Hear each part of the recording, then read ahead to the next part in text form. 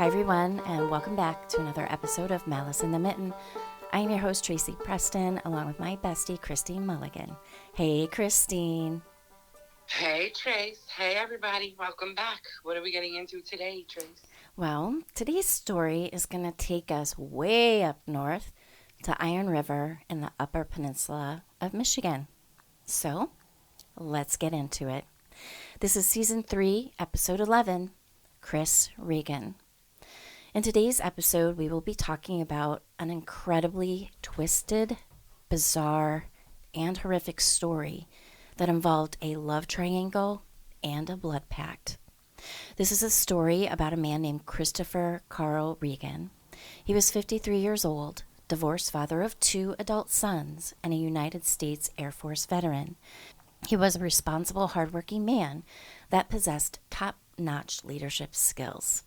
Chris and Terry O'Donnell had met in the 1980s as friends, and decades later they would reunite through Facebook and decided that they would pursue a relationship. Chris moved to Iron River in the Upper Peninsula of Michigan to be with Terry and give this relationship all he could. Chris landed a job in a local factory in Iron River called the Oldenburg Group. They make a variety of products they sell to the Navy, including refueling systems, deck equipment, cranes, and boat davits. Their equipment is on almost every ship in the fleet, and soon Chris was put in a leadership position there as he made a great impression as a leader. Chris and Terry were very serious about one another, and Terry said she wanted to spend the rest of her life with Chris. However, after a year and a half, they split amicably. Terry still loved Chris but couldn't deal with his addiction to pornography. They did, however, remain close and talked on the phone every day. Chris had decided that he wanted to make a fresh start, and that included leaving the UP. Around this time, Chris had knee surgery and needed a less physical job, so he applied for a position in Asheville, North Carolina. His new position would be basically a desk job, and that sounded perfect to him. He was going to move in with one of his adult sons, whose name was also Chris Regan, but a junior, in hopes of rebuilding their relationship as they had drifted apart over the years. All that was left to do for Chris was to take and pass a drug test that was scheduled on October 15th, 2014. Terry said that passing the test wouldn't be a problem for him.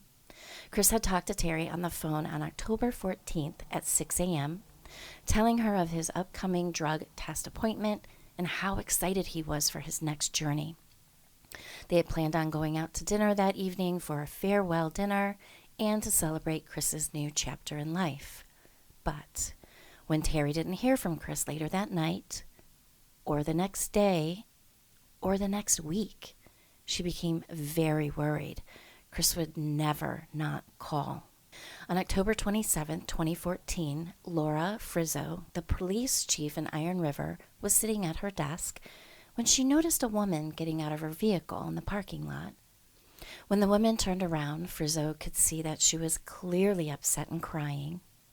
Terry entered the building and sat down with Chief Frizzo and told her that she needed to report a missing person through her tears. She told Frizzo that Chris had been missing since October 14th, and that she had not heard from him in 2 weeks, which was extremely out of character, as they talked every day. Terry also told her that Chris's car had been parked at a nearby park and ride for 2 weeks. Chris wouldn't just leave his car. It was his baby. He loved that car. The reason she knew it was at the park and ride is because Terry had to drive by it on her way home. Chris rented an apartment from Terry's parents after their split, and officers went with Terry to Chris's apartment as she was able to get the master keys from her parents. When they walked into his apartment, it was in disarray. He had been packing and had lists of things left to do, as well as contacts to finalize his move. There was also the paperwork for his new position in North Carolina that he had not yet sent. His appointment had also been missed for his drug test on October 15th, 2014. Terry stated that Chris would never leave his apartment in such a mess, and that she felt someone had been there and rifled through his things and left the apartment in such a messy state. Next, They met at Chris's parked car at the park and ride west of Iron River. They noticed several things in the front of his vehicle, including his knee brace, which he wore all the time since his recent surgery. Terry was anxious to get in the trunk of the car, as she felt that perhaps someone had put Chris in there and that they would find him inside. But once they opened the trunk, there was no Chris. Relief, but no relief, right? So he never made it to his son's. He had just planned to go to his son's. His car was parked at a rideshare place, not at his house. But his house was completely demolished, and he left without his knee brace. Am I following correctly? Correct. Yes, that's correct. Okay, so he probably can't walk very well without his knee brace. So it sounds like somebody came in, took him, and messed up his place. So this guy was into porn. My brain is already going to the whole, he was into porn more than she realized. Yeah. And it was a whole ring going on, and he stepped out of bounds, because that's what it sounds like. Well, he's not involved in a ring. He's just really addicted to porn. And it's something that Terry's like, yo, dude, that's not working for me. Yeah. Yeah. But there's more coming. All right. So Iron River is located in a remote area of the Upper Peninsula. You don't have to go very far to be surrounded by deep woods which have coyotes, wolves, and bears. Chris was also known for his love of adventure and hiking, so they thought perhaps he had gone out into the woods, gotten lost, or attacked by something and just never made it back. Now, occasionally a hunter will go missing or fishermen will be reported missing, but usually that's within a few hours. Chief Frizzo decided to have Chris's car towed to the state police impound to have a forensic team search the vehicle for any clues as to who was in it. They also gained access to his phone records and bank account for any clues leading to his disappearance. They wanted to know when the last time he used his bank cards, what he purchased, and when. The last time his card was used was at an Iron River gas station at 4 o'clock on October 14th in the afternoon for gas. At 4:13, they were able to see Chris Regan pull into the gas station and fuel up from the camera at the gas station. Chief Frizzo was able to see what he was wearing, a t-shirt and jeans. Chief Frizzo realized she needed help as they were understaffed for this kind of situation. She reached out to the state police commander and said, quote, "We don't have a detective. We are understaffed. We need some help." 3 detectives reached out. They considered Terry O'Donnell, which is the girlfriend, their number one suspect. Chris and Terry had been in a relationship that didn't work out, and she lived close to the park and ride where his vehicle was found. Terry had also told Frizzo that she had known that Chris had been in contact with other women. Terry confronted Chris about it. Chris was interested in other women, and they thought that maybe Terry was the jealous type. Michigan State Police had Terry in their sights as they thought perhaps she had something to do with his disappearance because she was jealous of the other women in Chris's life. The Michigan State Police interviewed Terry at her home and talked to her for over 2 hours. In that time, they talked about how he may have been suicidal, or maybe he took off, and implied that she may have had something to do with it. She said she was actually kind of enraged by the accusation. Michigan State Police wanted to take Terry for a polygraph test, but Frizzo disagreed as she had seen her the night when she came in to file the missing persons report. She saw the way Terry's eyes looked, the way she was upset, and said that you just don't see that in someone who's trying to mask their feelings or trying to cover something up. She could see the truthfulness, the sorrow, the panic. For her, it was obvious she had not been involved. The decision put the state police and Frizzo at odds, and unfortunately, that would not be the only time. After a press release and reading some of the comments from the release, there was a comment that said, quote, "What about Dale Vassar?" Now, Dale had lived in the apartment complex that Chris resided in at one point and had done some drywall work for Chris as well. But after interviewing him and from confirming that he wasn't even in the state at the time of the disappearance, He was ruled out as a suspect. With that lead gone, Frizzo turns to Chris's employer, a military contractor called the Oldenburg Group. The human resource director, Laura Sartori, remembers being asked about Chris and his whereabouts and when was the last time he reported to work. She said he was very sharp, very smart. He was immediately appointed to supervisor, and his military background and experience is what got him the promotion so quickly. They needed a leader, and he had a lot of that to share, she stated.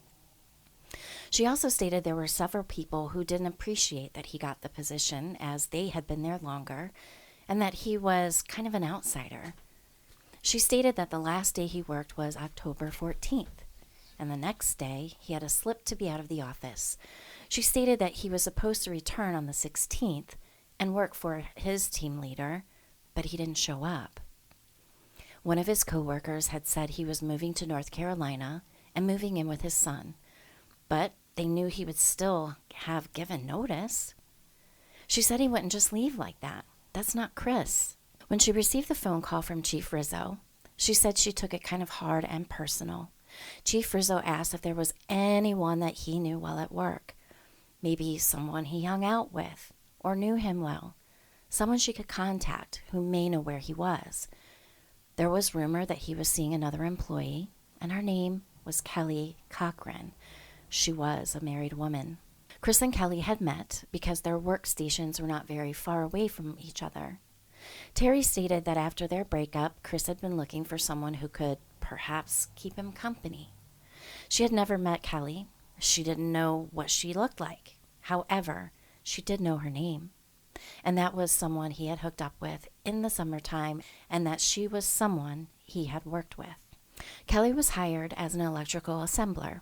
She was a very hard worker, a good worker, caught on very quickly, very outgoing, but she was also a woman with problems. Kelly's team leader had come to Sartori about Kelly, that she had had some issues at home, so she had called Kelly into her office. Kelly told her that her husband had tried to kill her and then he was going to commit suicide. It really bothered her what Kelly had shared. She had even gone home that evening and talked with her husband about opening up the apartment adjacent to their home for Kelly as a way for her to escape. But her husband put the kibosh on that. He didn't think it was a good idea. Boy, he couldn't have been more right. Chief Frizzo was getting the flags. Was Chris having an affair with a married woman who was already having issues at home?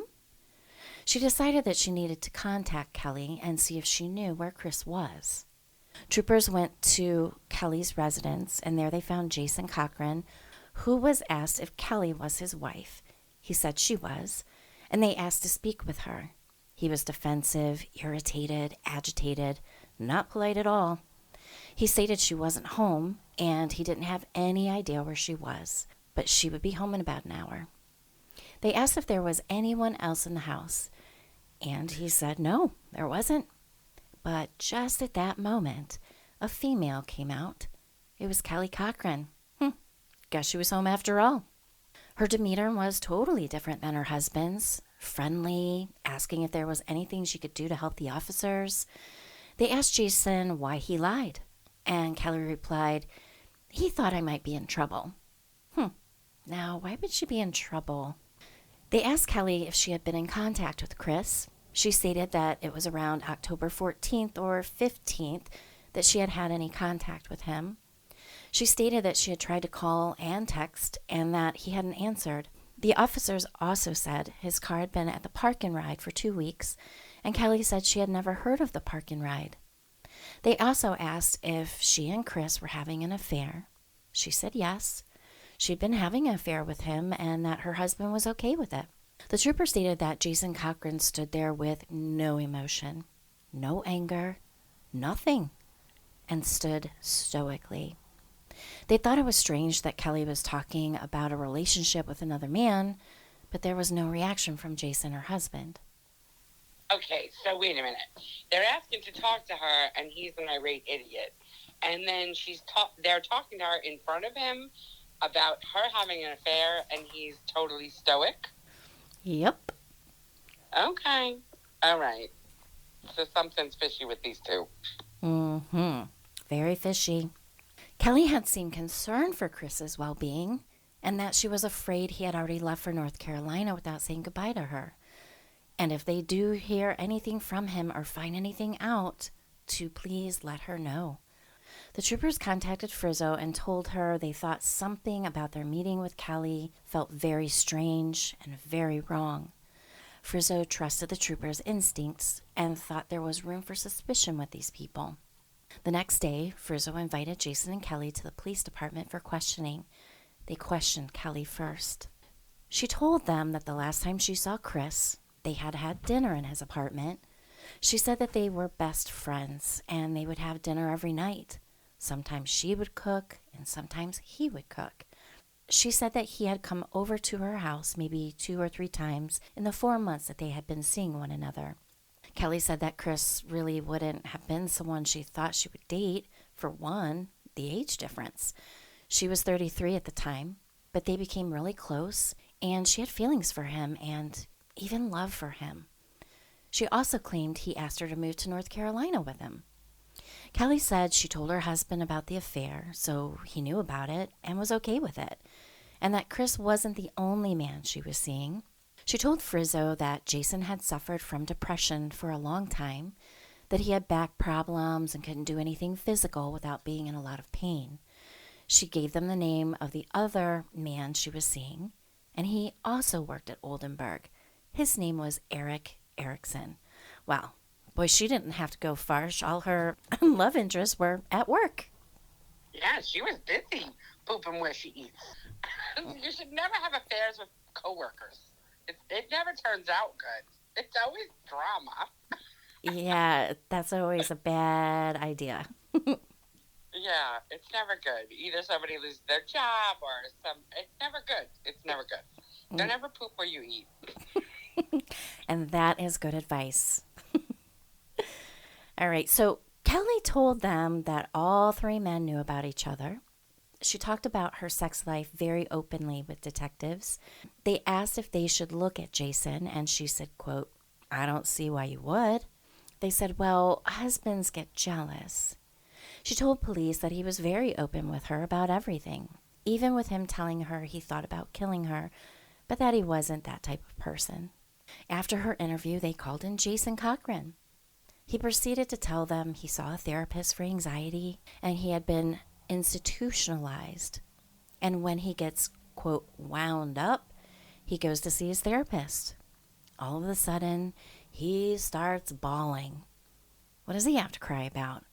Why, at the beginning of an interview would he be so upset? Frizzo feels he knows more than what he is letting on. When questioned whether he knew about the affair, he stated he had, that he wasn't really happy about it, and that he wouldn't be okay with it, and that he didn't know what Chris even looked like, only knew his name, and knew that he was missing. He stated that there wasn't any way that either of them had anything to do with his disappearance. He talked about when they were in Indiana and he couldn't walk for 18 months. Quote, "He couldn't walk, and she stayed with him through it all." He claimed that when his body gave out, he was unable to work or to have sex. Their marriage went downhill, and he agreed that she could see other people. She was afraid that if he didn't let her do her own thing, that she would divorce him. He also knew about Eric. He said he either had to accept it or let it go. 2 days after Chris went missing on October 16th, Jason checked himself into a psychiatric hospital after waiting for Kelly for hours to return home and being suicidal. He was in there for 5 days or so, according to Jason. When asked if he had ever threatened Kelly, he said no. Taking her life? Dear God, no. "I wouldn't have done anything that would give up my freedom," he said. Chief Frizzo did not believe his story, nor did she believe in the, quote, weakness of Jason. She was concerned that he had done something to Chris, a crime of passion. Kelly cheated with other men, and he just snapped, is what she was thinking. She also felt that Kelly was helping to cover it up. November 2014, Frizzo had been searching for Chris for 3 weeks. She was worried with the upcoming winter months, as the Upper Peninsula always has a lot of snow during the winter months, that the snow and the bitter cold deterring their search. How would they ever find him and do an effective search until spring? They had a helicopter with infrared to see if they could see anything. She had dogs in from the state police in the area. She felt confident that if anyone would find him, it would be her, because she wasn't going to stop until she found the answers. Chief Frizzo was a dog with a bone. Frizzo found text messages between Jason and Kelly from the first week of October. Jason said, quote, "Don't be with other guys. Be with me." Kelly responded, "You never loved me. Don't ruin my life or hurt me anymore." Jason said, "I still love you. Please stop lying to me. And you went to lunch with another guy again. Come home after work, and no men for lunch, please." On November 10th, 2014, Frizzo decides to visit the Cochran home to speak with them again. When entering, Frizzo states how dark it was in the home, and Kelly said they were remodeling after just buying the place. She asked them to come down to the police department to follow up with some questions she had. She asked if one of them would come with her now and the other in about a half an hour. Jason went with Frizzo first and told her about hearing voices in her head, mostly telling him that he would kill himself. As his wife was going out with other men very frequently, it upset him. He also told Frizzo that he likes to take walks on the Apple Blossom Trail. Kelly took their other vehicle, a truck, to work every day. But one day he was on a walk, but didn't go to the trail. He walked to Chris's house and saw her truck parked at his house. When asked how he knew it was Chris's apartment, he said he assumed it was his house because their truck was parked there. When asked why he walked that way instead of his usual path, he said, quote, "I don't really know. I don't have a good reason for walking that way." He was asked if he had ever met Chris. He stated he had not. After further questioning, he stated he almost felt that he should be talking to an attorney. When questioning Kelly, Chief Frizzo asked if Jason ever said anything about going to Chris's apartment, and Kelly said he had. Frizzo asked if he knew where Chris lived, and Kelly said she didn't think he even knew about Chris at the time, and Frizzo said Jason probably knew more than what she thought. Kelly said, quote, "Probably. He's a very smart man." Kelly refused to take a polygraph test when asked. Within days of starting the investigation, Frizzo received a call, quote, "This is Chris Regan." She was stunned. They had been looking for him, but the voice on the other end said, "This is Chris Regan Jr." She was hopeful for one moment, and then the next moment her heart sunk. The last time Chris had talked to his dad was about 2 weeks prior.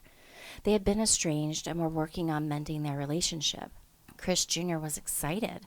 They were about to get an apartment together. He knew something was wrong when he didn't hear from his dad. In January, he came to Iron River to move his father's things into storage. Frizzo asked to meet Chris Jr. and gave him his father's dog tags, which she had found in his apartment. He had spent 20 years in the Air Force as a master sergeant. Frizzo had taken the dog tags and hoped that having something of his would help her find him. When she gave them to Chris Jr., he refused them. Chris Jr. felt that Frizzo truly cared about finding his father. Frizzo interviewed Eric Erickson, and he said they weren't dating, that he had just moved back home as he had been in the military, 2 tours in Afghanistan and 1 tour in Iraq. They met at work. He described her as fun and very outgoing and spontaneous. He said at first it was kind of fun, and he didn't know anybody when he came back home. After a couple of weeks of meeting her, he said they met up for drinks and to have sex. That was around September. They went out to an area he knew about at a lake, and it was across from the park and ride. The park and ride where Chris's car had been parked. The park and ride that Kelly had previously said she didn't know anything about. Okay, so the park and ride is somewhere where she brings all her dudes. This is what I'm understanding? Well, Eric and Kelly had met up for this sex date, so she initially didn't know about it. So Eric is saying, hey, I know a place by a lake. We're going to turn basically right, and the park and ride was on the left. So previously she didn't know about it, but now she does. And that was right before he went missing? Yep. Okay. Mm-hmm. So that right there sets it up that that was a newly discovered area for her to ditch stuff at. Because if she didn't know it was there, maybe she thought a lot of other people didn't know it was there. Yeah, and remember, she is also not from Iron River. They lived in Indiana. So there's that. Yeah, those two are fishy. She definitely knows a lot more than we're finding out yet. Absolutely. Erica told Frizzo that they would text each other, and then all of a sudden, she wouldn't contact him for days. That he had a feeling that she'd been talking to other men. He knew that she and Chris had seen each other previously. After talking, Eric shared the text between him and Kelly with Chief Frizzo. She read some of their texts and noticed one that was dated October 12th. She wanted to hook up, and it was at the same park and ride. She thought maybe this guy has some involvement. Maybe he was jealous and lost his temper. Maybe he was involved in Chris's disappearance. But Frizzo said Eric wasn't nervous. He just sat there and answered the questions. She asked if he would take a polygraph test, and he did. He passed. He also left Frizzo with a warning to watch Jason Cochran. He had also been told by Kelly of Jason's abuse, but warned Frizzo not to trust Kelly. He said that she would tell stories, and people would say that the stories hadn't added up, and people didn't think she told the truth about what really happened in Kelly's life. Over the next few months, in the beginning of 2015, Laura Frizzo was coming up against roadblocks by some of the men in authoritative positions about the pursuit of the case. One of the men was David Thayer. He was the city manager who had a past. Along with catching flack from Thayer, funds were low, and there was not much help. The community helped with some fundraisers, and a couple of private investigators joined the team. In March, she had enough evidence to obtain a search warrant for the Cochran house. They secured a .22 caliber pistol, which was under the entertainment center. They escorted the Cochrans out of the house, and with the freezing temperatures outside, they took refuge in a neighbor's home. The neighbor's grandson came into the grandmother's house and said that Jason's demeanor had changed. He was dead silent and beet red. He was scared, and that was not like him at all, to act the way he was acting. He said Kelly was talking nonstop and asking if they would find something. He said, quote, "They are searching your home, not because you didn't do anything. There's a reason they are there, and they will find it." They found a collection of swords and knives. There was a loaded .22 under the entertainment center, a baseball bat at the door, a shotgun and a hammer across from the door hanging on the wall. One PI stated, quote, "I know we live in the UP, but wow, this is too much." They had a positive reaction to luminol on the ceiling. The officers had found cast off on the ceiling of fine blood specks. Their living room could have been the scene of a violent crime. The blood spatter appeared to have been painted over. After 12 hours of processing the home, there was not enough evidence to make an arrest. Frizzo was absolutely pleased and hopeful that something would come back to help them solve the case and find Chris Regan. But the next morning, the Cochrans were gone. Frizzo then brings the neighbors that the Cochran had sheltered with in for questioning. They stated that they were both nervous, and Jason had been known as an easygoing, jolly kind of guy. That this behavior was not normal. The Cochrans were supposed to return but never did. Frizzo wondered if the neighbors had seen or heard anything the night Chris disappeared, and it turned out that they did. No one had ever asked them until now. The grandmother had heard a gunshot and loud screaming and doors slamming and 2 vehicles leaving. Carolyn Myotek told them it seemed to come from the Cochran's house. She had seen a woman who she believed to be Kelly leaving in a car. In the days following, Chris Sayer, Caroline's grandson, and Todd Saylor, David's uncle, said that they had heard power tools late at night. They only heard them late at night in the wee hours in the morning. Saws, sanders, drills, reciprocating saws. If you are in construction or have any experience operating this kind of equipment, the sounds that each piece of equipment makes is unique. About the reciprocating saw, he said, quote, "You can cut through wood, nails, and everything at the same time. It never dawned on the neighbors that something sinister had happened in the Cochran home. 2 days after, like all the sounds and all that stuff that they were hearing, like at 2 o'clock in the morning, the Cochrans invited the sailors over for a barbecue. The Cochrans and the sailors had started hanging out in September of 2014, according to David, smoking weed and conversating. David stated that the Cochrans invited them over for dinner, but they'd never done that before. He said that there was about $150 to $200 worth of meat. They knew that this was a lot for Jason and Kelly as they struggled financially and wondered how they could afford to purchase so much meat. Jason had claimed to have been a butcher back in Indiana who had specialized in exotic meats. On a side note, Jason had never been a butcher.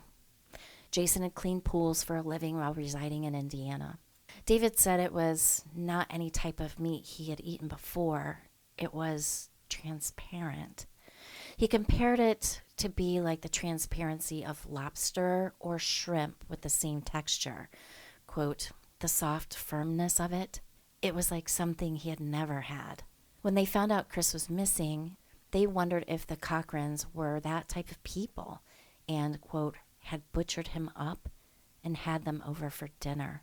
So these people ate a bunch of foreign meats. Oh, some people are just too trusting. There ain't no way. There ain't no way I'm going to somebody's house and eating some crap that I've never seen before. And they just ate it up, and then weeks, months later, they have cops at their house asking them about all the strange noises that they heard. And then they're recounting how they went over there for our barbecue 2 days after the strange noises.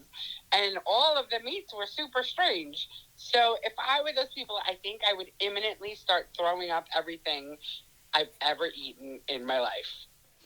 Exactly. I mean, like, first bite. Nope.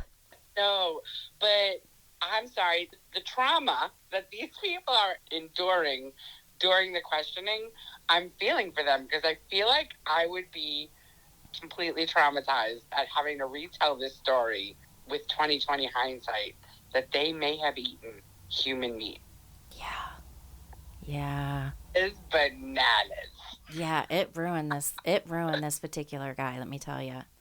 Oh my God, that would ruin me. But then again, I don't think I would be that ruined because I know I wouldn't eat anything funny. So I'd be like, no thanks.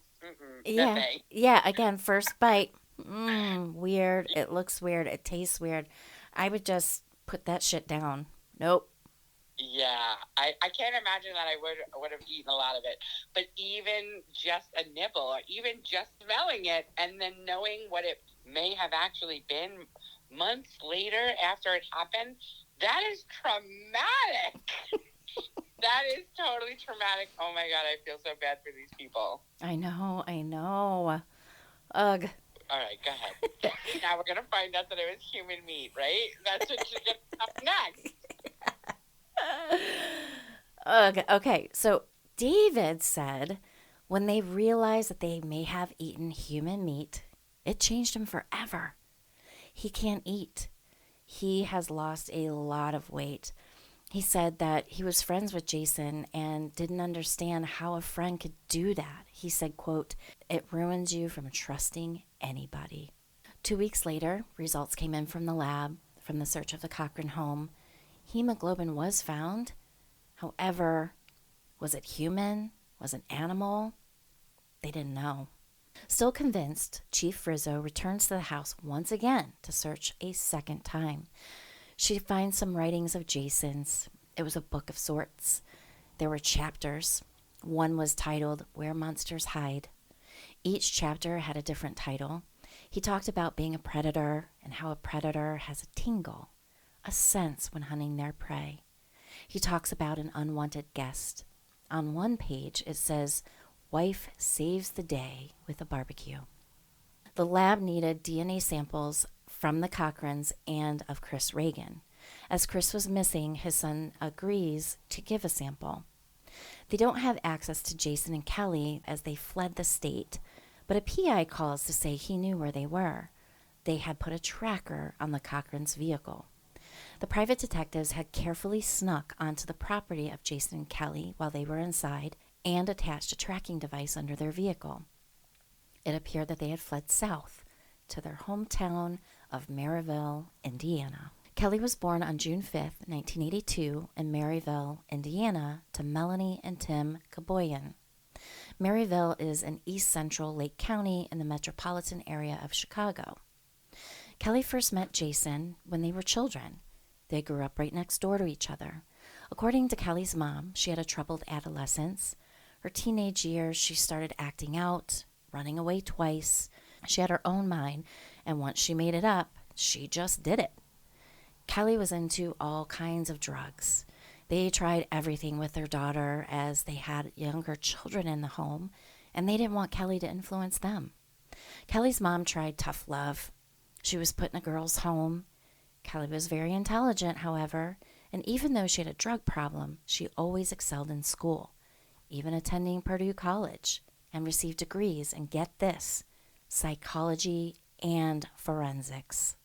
Kelly's mom never thought of Jason and Kelly ever being together, but they started dating when she was in high school, and Kelly described him as the boy next door. They fell in love and got married. They got married in the family church. Frizzo wondered if they had been running from Indiana coming up to the UP. She contacted the police department in Indiana.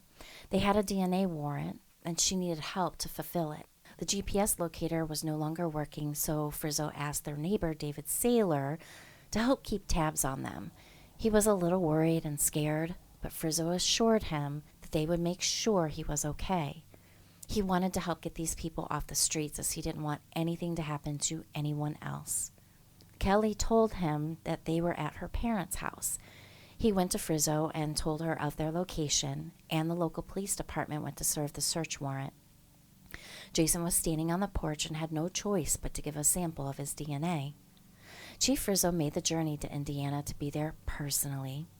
Frizzo walked in the room, and Jason had a big gulp.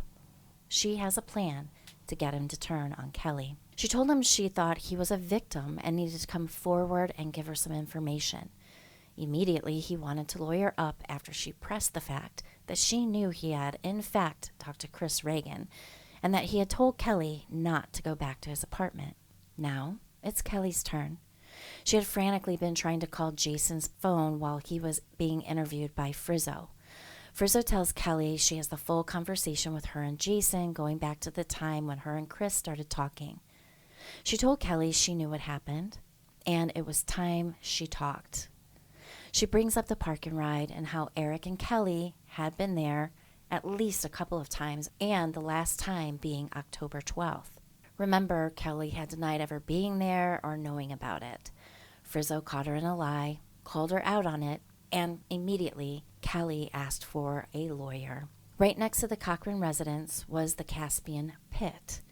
It is a very deep mine and a great place to hide a body. So we already know their neighbors ate it. I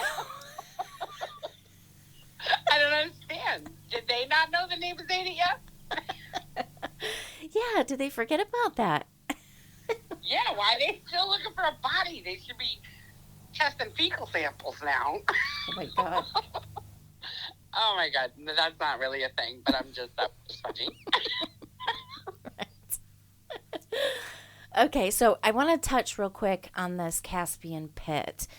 So in the upper UP, there were a lot of mines which were abandoned, and these are wicked, wicked deep and full of water, like way deep. So Chief Frizzo's thinking, this would be a perfect place to hide a body or pieces of a body. Interesting that now we find out that this chick, Kelly, actually has a degree in forensics. So although she never applied it, obviously, in the workforce, she has a lot of knowledge of anatomy and how things are connected and how best to disconnect them. It's like she's got a little bit of a head start on human puzzling. Do you know what I mean? So to dismantle the puzzle of the human body, she's aware of. And they had all these tools. So I don't understand why they're still looking for a body. I'm a little lost on that. Yeah, yeah. And also, so not only did she have the degree in forensics and psychology, this chick is smart. She's kind of a step ahead. She's smart and dumb all at the same time. Mm-hmm. All right, so she lawyers up, and that's where we're at, right? She lawyers up, and then what? Yep. So in the spring of 2015, Chief Frizzo requests a search of the Caspian pit for evidence. Jason was always curious of that pit. Over the years, there had been weapons thrown into the pit from previous crimes, and the success rate of finding anything was very low. However, they found a barrel attached to a cement block with clothesline. A few days after Chris had disappeared, the neighbor across the street had remembered seeing the Cochrans burning something in their barrel and a smell that was not right. Gary Warnholm asked them what they were burning, and their answer? Brush. He said, "I've lived up here my whole life, and I've never smelled anything like that before." Kelly said, "Well, it doesn't smell that bad, does it?" And he replied, "Well, we can get the cops down here and they could tell us if it smells." The whole neighborhood stunk. However, there is a fire pit near where the burn barrel once sat. They collected all of the ash from the fire pit, and what they found were components of a pair of jeans, a zipper, a button, and some grommets, as well as a blade from a reciprocating saw.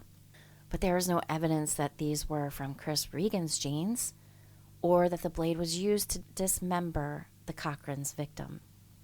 Frizzo also gets the results back from the DNA samples, but the samples are too contaminated by paint and cleaning chemicals to come back conclusive. Frizzo is extremely frustrated at this point and knows this is going to be tough to be able to get enough evidence to arrest the Cochrans, as she believes this is not the first time that they had done something like this before. Frizzo reached out to the FBI. They were willing to help. They reverse engineered the GPS in Chris Regan's car and can now prove he was at the Cochran's house the night he disappeared. Then they find something disturbing under the front porch of the Cochran's house. A rabbit's foot. Frizzo sends a message to Terry O'Donnell, which is, the girl who was dating Chris, and then they broke up, right? So she's the one who reported him missing. So they asked her if she was aware if Chris did he ever have a rabbit's foot? She said, yeah. Chris did have a rabbit's foot, as he was a little superstitious, and he carried it with him everywhere he went. In February of 2016, 16 months after Chris's disappearance, a 911 call comes in from the Lake County Department in Indiana. It was from Kelly Cochran. Her voice sounds panicky, and she reports her husband is not breathing. The medics pull up, and Jason was non-responsive with no pulse. Jason Cochran is dead. Frizzo said she knew it was going to happen, but was still shocked when it did. It appeared to be a possible overdose. Since the incident happened in Indiana, the Hobart Police Department assigns a local homicide detective to rule out murder. They assigned Detective Jeremy Ogden to the case. He asked Frizzo if she would send everything she had, as he would have to combine everything together along with the disappearance of Chris Regan. Both of the investigators were linked together. Ogden stated that from the interrogations, he could see Kelly was very smart and controlled as she sat in the interview room. He said he knew it was probably going to be more difficult than any other investigation he had done, and it was going to take something unique to get her to talk. The paramedics who showed up on the scene had noted something strange. Kelly was actually hindering them from saving Jason, getting in their way, carrying on. They ultimately had to ask her to leave the room. Now, if you are worried about your husband not breathing and you call for help, it is logical to assume that you would get out of their way so that they could help save his life. Okay, so did she overdose him, and then she was just trying to wait for him to finally kick the bucket before?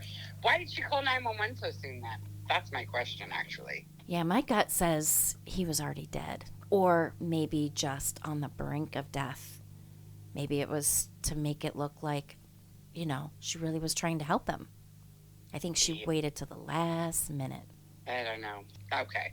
So she wanted him to die. Yep. All right. So what happened? Okay, so Ogden went to the autopsy to let them know about the circumstances behind Jason's death, to make sure they looked at other things and not just the significant amount of heroin in Jason's body.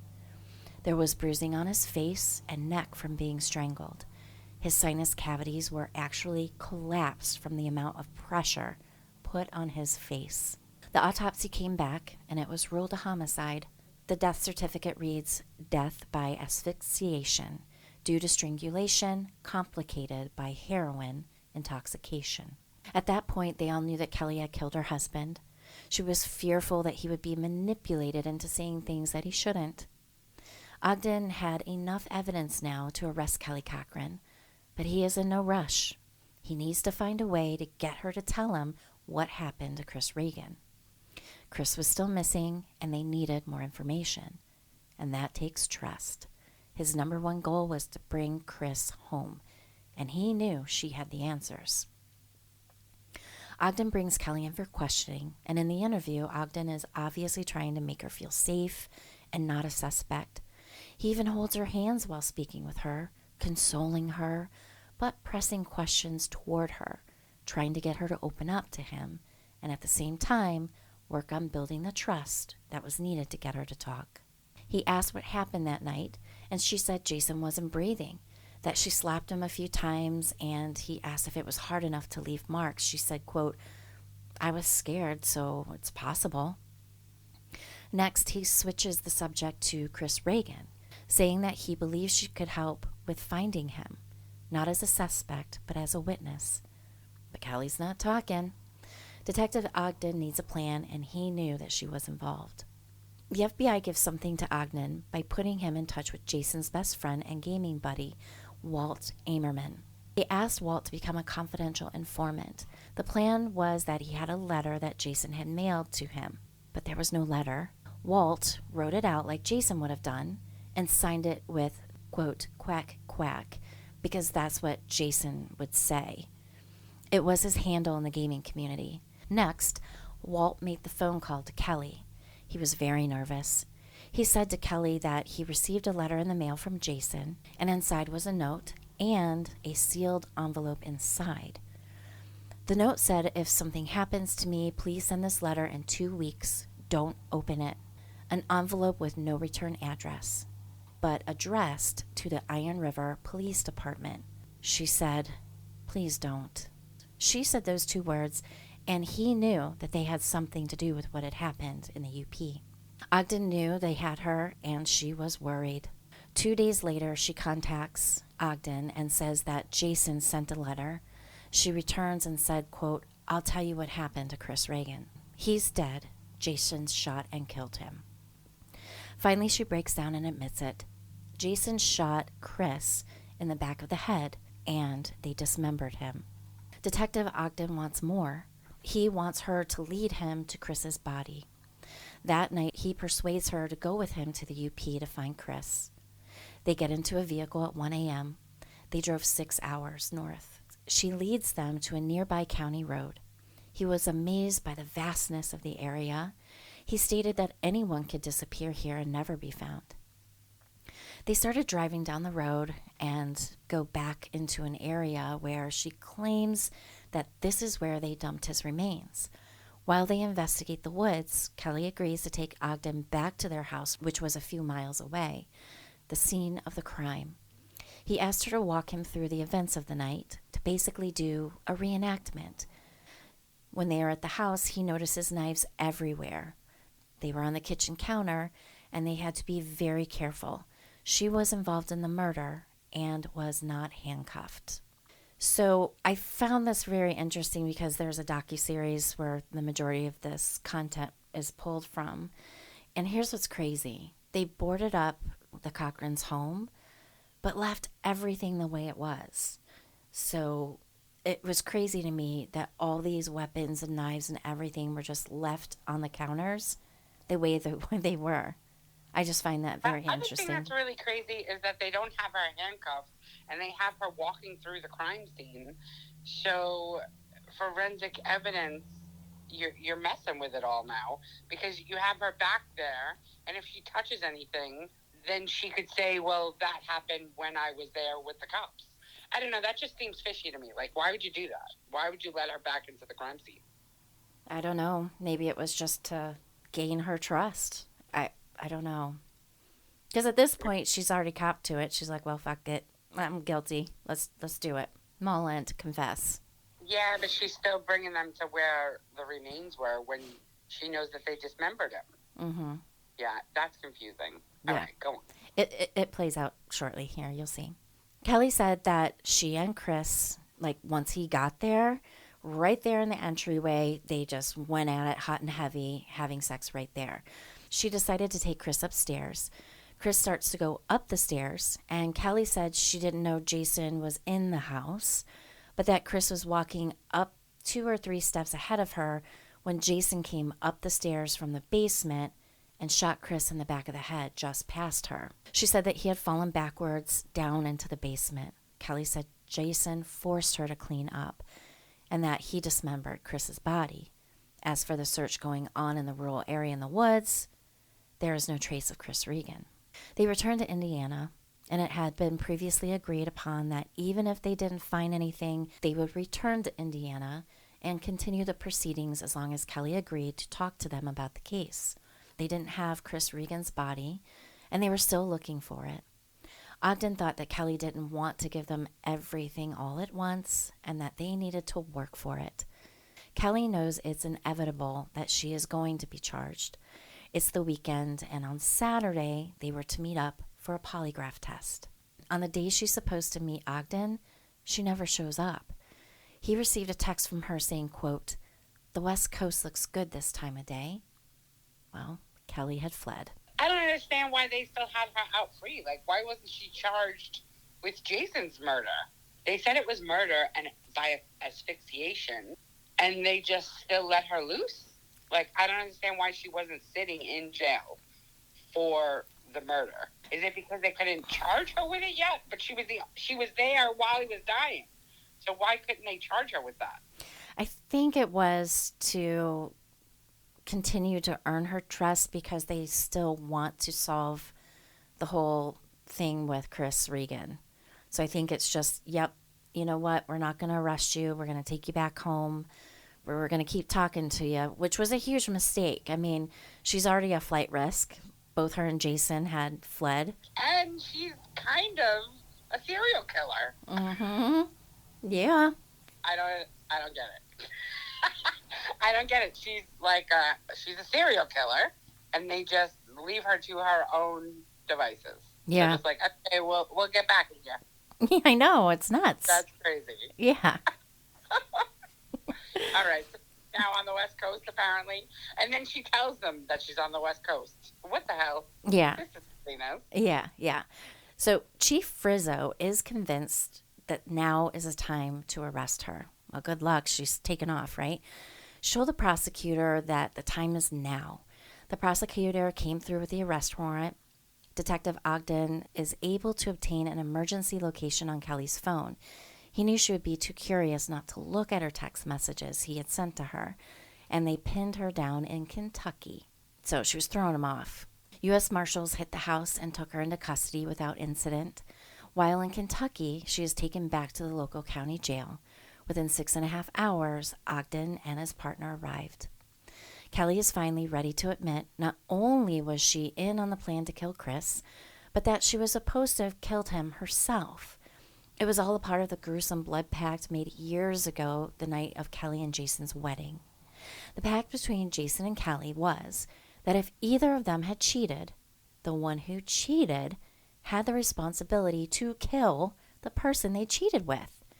She claims that her feelings were too strong for Chris to kill him, though. Jason said he was going to kill Chris. She knew her husband was in the basement with a rifle. She sent Chris through to the back door after he came to her front door. So the back door, when he comes into that little foyer there's stairways immediately to the right, and that goes into the basement, and that's where her husband was lying in wait. Ultimately, she wanted him to come to the back door, as that was the plan. She was the one who led Chris to his death.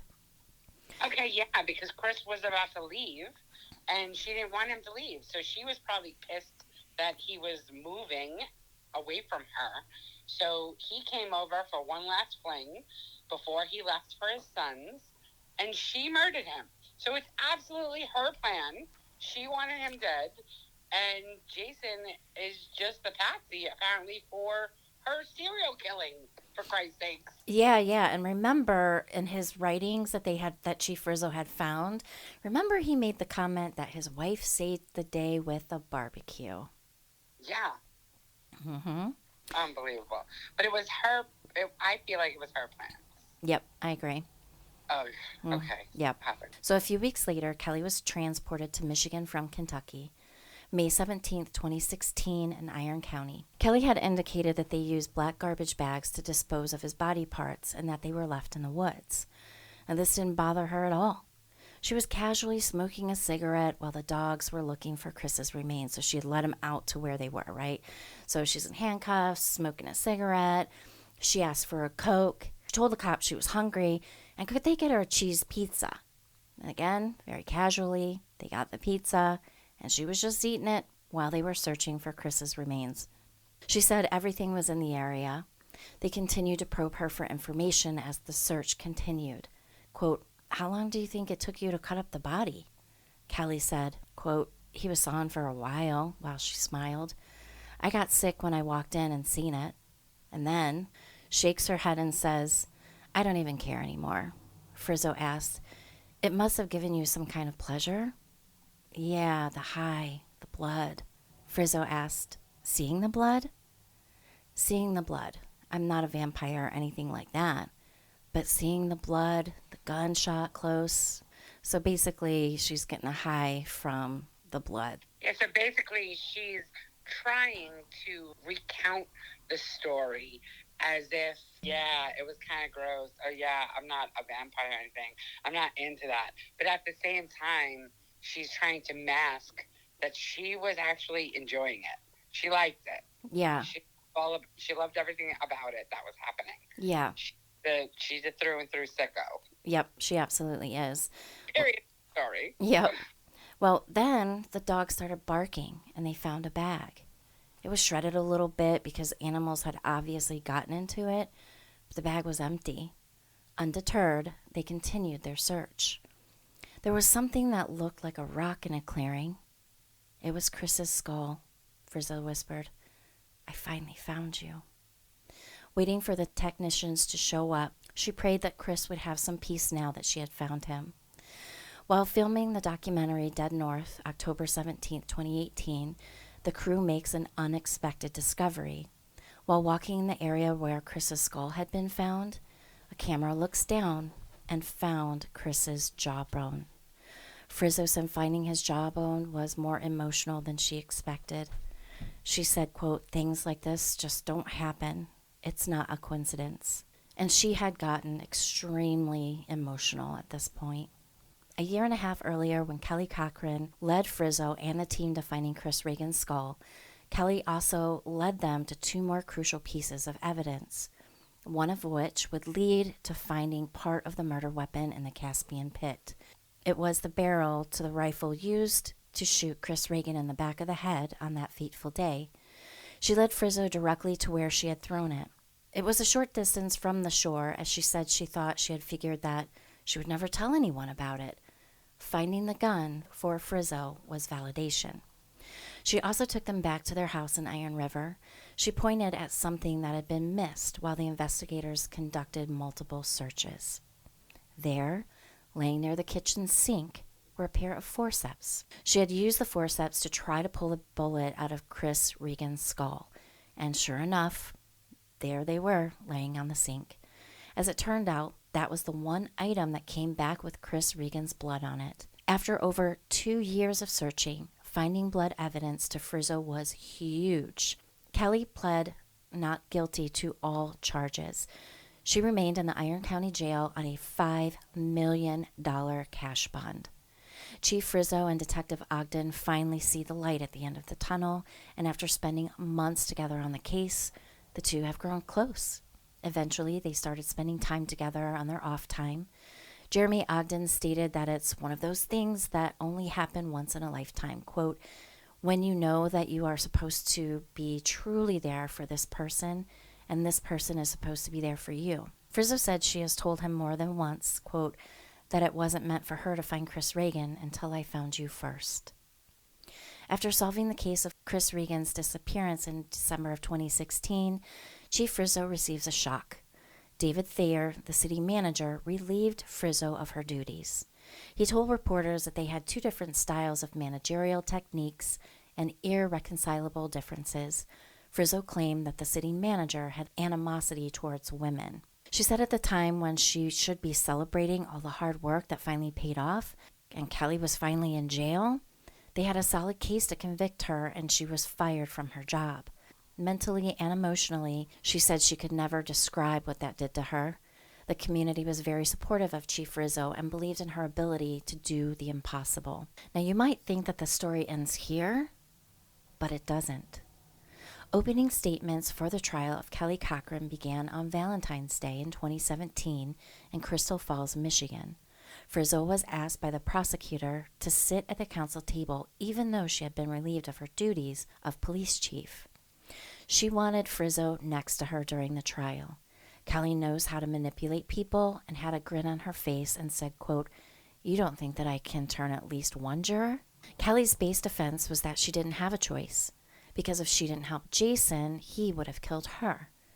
She claimed during the trial that Jason had shot her twice, the same day they shot Chris. The verdict is in. The jury was not convinced. Almost 3.5 years after his murder, Chris Regan's case comes to an end. Kelly Cochran, guilty on all counts, receives life in prison without the chance of parole in the death of Christopher Regan. Chris's son, Chris Jr., was at the proceedings and stated, quote, it was the best news. Everyone was so happy and crying, hugging. Frizzo said Kelly just sat there straight-faced. Chris Jr. said, quote, she definitely felt she could lie her way out of it and that she could lie her way out of anything. If it wasn't for Laura Frizzo, Kelly would have gotten away with it. Ogden said it was very emotional and nothing can bring their dad back, but she wouldn't be able to do this to anyone else. Terry O'Donnell said, quote, I want Christopher to be remembered as someone happy and loving and kind. I mean, he had so much to offer, and she took it all away. Even though justice was served in the case of Chris Regan, there was still the matter of the murder of Kelly's husband, Jason. But it gets stranger. When Kelly's own brother, Colton Gaboyan, comes forward with an even bigger claim, there were others. Kelly may have been a serial killer. I told you. Mm-hmm. She was on a spree. And I think it's crazy that they let her go free for so long. But I get it. You know, they had to have all the evidence, yada, yada, blah, blah, blah. But this bitch, this is a serial killer. So we're doing a podcast on a female serial killer. There's not that many of those. This chick is definitely one of them. So the police brought Colton, which is Kelly's brother, in for questioning. And during the interview, Colton said that she had been talking to a guy on Facebook, and Kelly had confessed to Jason about seeing this guy. He said, quote, Jason said to her more than once in his presence, well, I'll kill him if you want. I mean, he's just straight out said, I'll kill him. He said after finding out that all of this had happened with Chris and then Kelly killing Jason, he wondered if there could be more. And the more is coming from Kelly, Colton said. Supposedly, there were 9 in total. Frizzo said, quote, it was apparent that it wasn't the first time that Kelly Cochran had been involved in something like this, and I firmly believe that there are other victims out there. Oh, but there's more. There was a phone call between Kelly and her mother while in jail, and don't forget that all of these calls are recorded and monitored. So next is going to be that conversation. So Melanie is her mother, and here's what her mom said. What's going on, Kelly? What in the hell is wrong? I mean, where did all this come from? Kelly said, you didn't see this coming? Her mother said, no, I seen this coming after it all happened, but I didn't know that you guys killed people before all this. It just makes me sick to my stomach. Do you have a conscience? Have you always felt this way? Kelly said, very flatly, I've always been like this, Mom. Her mother said, like, since when? What age would you say? Kelly said, as far back as I can remember. Melanie said she didn't know there were problems, other than she knew she had issues with drugs. Quote, when you were doing drugs, you were doing things that you shouldn't be doing, making bad choices. Her mother also said, I really wish at some point you would have said, Mom, I feel like I gotta kill people, or I kill people. I need help. Kelly said, there is no help. I've already tried. Detective Ogden said that throughout the case, Kelly would want him to diagnose her. She said she would ask him, what am I? Frizzo wonders what makes a person want to take another person's life. What makes a person have no conscience about taking another life? Kelly told Frizzo that she was born the way she is. She doesn't have feelings. She doesn't feel sadness. She doesn't feel remorse or sorrow. It's disturbing. Kelly said, quote, I have 14 butterfly tattoos that are symbolic to people I have lost.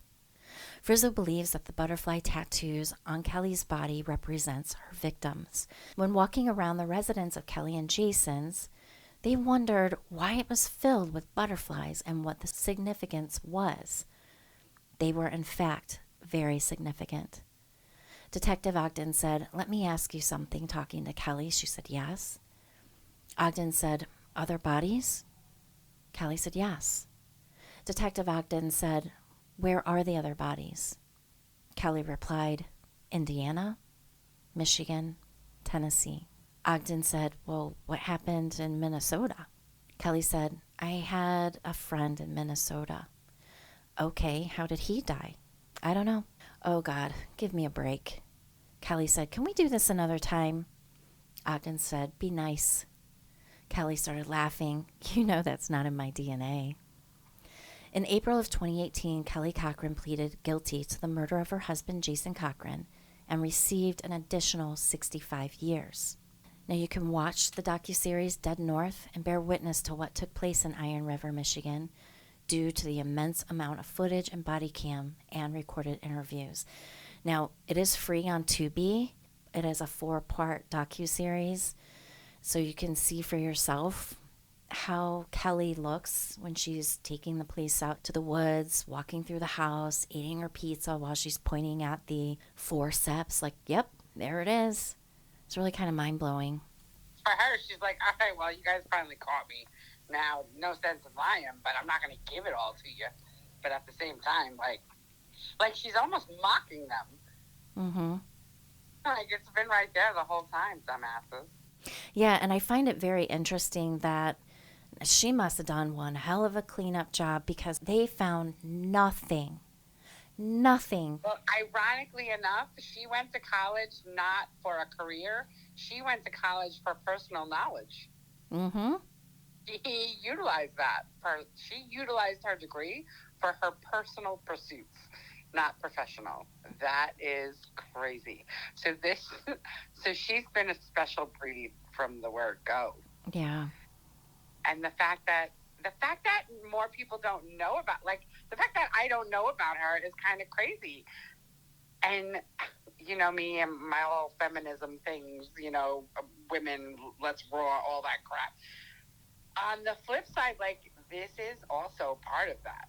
For society at large to recognize women are as evil as men are too, and if we always try to paint them as the damsels in distress, we're never going to really get to the core of certain issues, this being one of them, that they were kind of overlooking her as just the cheating wife, and they immediately looked at her husband for being the aggressor. I mean, she's the one. She was the one that was orchestrating all of this. Yeah. She was the mind behind it.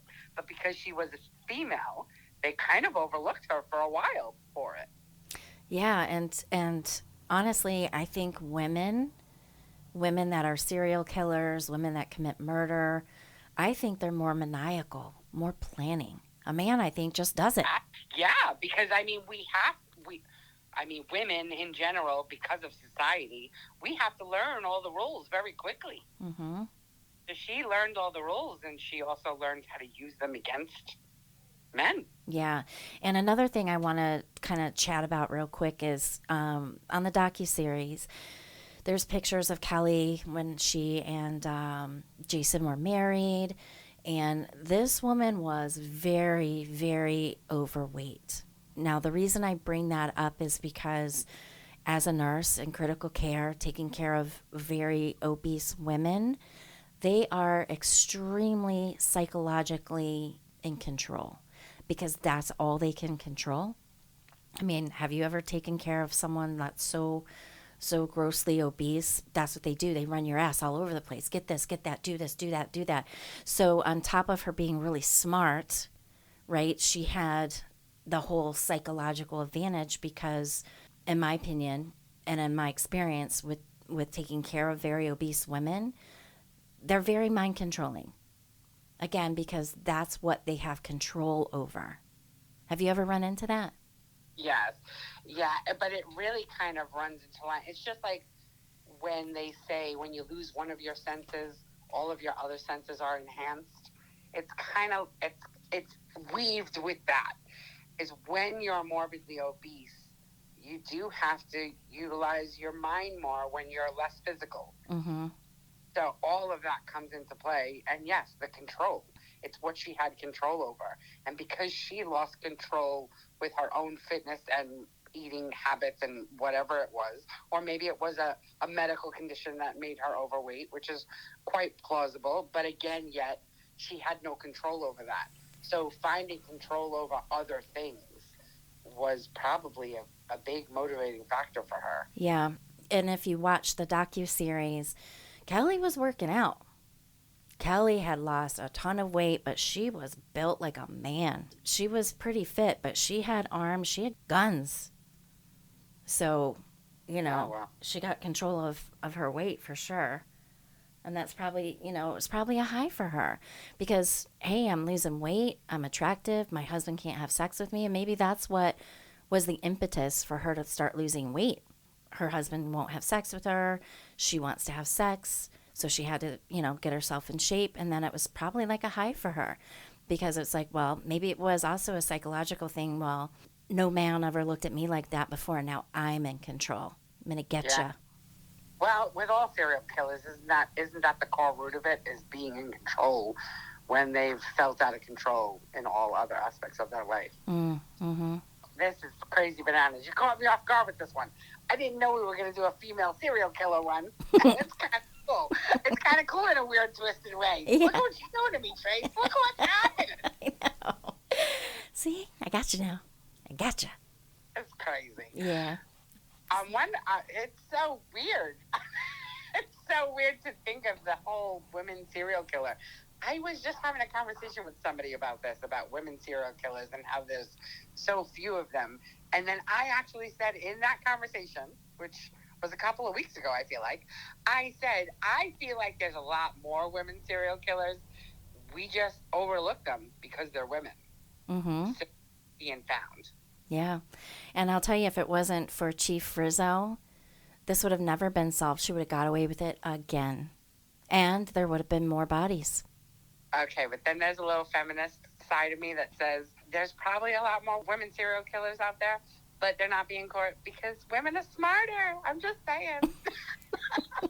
Yeah, for sure. Agreed. All right, everyone. Well, thank you. I know that was a long story, but I just really wanted to do it all in one whack and not break it into a two-parter. So thank you, everyone. Thank you for listening. We look forward to having you back on Wednesday for Round Robin. Have a great week, everyone. Have a good week, everybody. This one was a good one. I liked it. Yeah, it's crazy. See you next time. See you next time, everyone. Bye. Bye.